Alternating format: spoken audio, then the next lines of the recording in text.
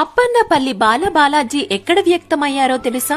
వెంకటేశ్వరుని తల్లి వకులామాత కోరిక స్వామిని బాలుడు రూపంలో చూడాలనుకుందట. అందుకు అనుగుణంగా కోనసీమలోని అప్పన్నపల్లి గ్రామంలో శ్రీ మొల్లేటి రామస్వామి గారు కొబ్బరికాయల వ్యాపారి. ఆయన శ్రీ వెంకటేశ్వర స్వామి వారికి గొప్ప భక్తుడు.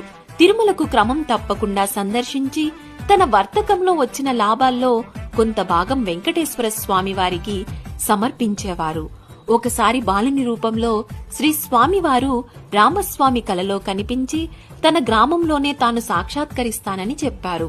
ఒకరోజు రామస్వామి గారు తాను చేస్తున్న కొబ్బరికాయ వర్తకంలో ఒక కొబ్బరి రాశిలో శ్రీదేవి భూదేవి సమేతుడై శ్రీ వెంకటేశ్వర స్వామివారు చిన్న విగ్రహ రూపంలో సాక్షాత్కరించడం జరిగింది.